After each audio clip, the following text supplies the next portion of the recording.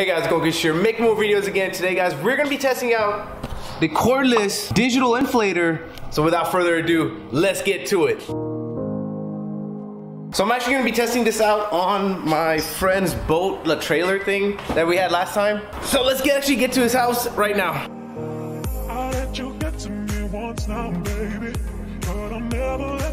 Look at that Hondo cord. But let me do a quick unboxing right here, right in the trunk. Look at that, it even comes with a nice case. Let's open this bad boy up. Ooh. Okay, so the reason why I got this is because in my last video, the boat trailer needed some air, and I realized that there was no plug to plug in my portable tire inflator in anywhere, so we had to actually get our pump and stuff. All right, we're gonna need to fill these tires up with air so that we can actually move it out. And so I decided, you know what, why don't we just have something like this, which is cordless, you know, battery operated, and use it wherever we want to. That's why this is gonna be perfect, guys. Well, hopefully, you know, hopefully it works. Look at this. Oh man, pretty heavy duty. It's got the actual device right there. We're gonna need this to attach to this bad boy. We have the battery right here. It looks like a freaking drill, 12-volt battery. Already charged it, ready to go. I haven't used it yet. And then last but not least, which is cool, is that yes, it is battery operated, but you can also use this right here. You can plug into your car, 12-volt cigarette lighter, charging port, whatever you want to call it, and plug it in, and it does the same exact thing. This is just in case if the battery dies on this. But in this case, the battery's not dead. Look at this. All right, it should work. Let's actually go to the trailer and let's do this. Ooh, we're taking the Tundra. How you doing, sir? How you doing? Do you know why the reason why I stopped you? All right, we made it.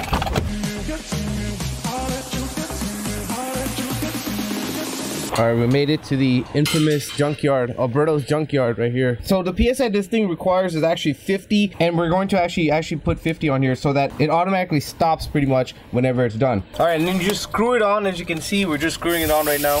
There we go. And then push the button.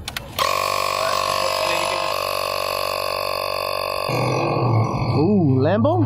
No. Was that Lambo, Alberto? No. While this is happening, what are you gonna do with your land, Alberto? Build a house eventually. Eventually build a house on this? For rental?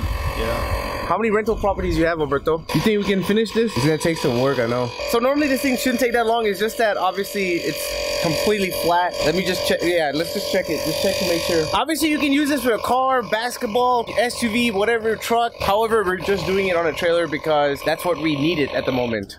Yeah. All right, now we're gonna do the other side. As you can see, it's good to go. Let's see how flat the other side is. It automatically turns off, right? Yeah. Nice. Let's just make our pathway to that place. 33.5. This one is 33? Mm-hmm. Oh man. And it's supposed to be 50? Since technically you're the one using it, what do you think about it?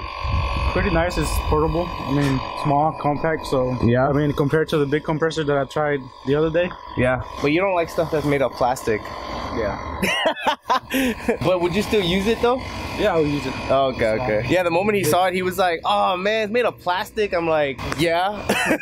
But it does rust though. Yeah, it works. I mean, it gets the job done, right? You think we should like remove this ruster to make it look better? I guess. Alberto just said that might as well just check the pressure of his Tundra because I mean we have the thing right here. Yeah, once that's done, I guess we'll just check to see if all these tires are good to go. Oh, look at those tires.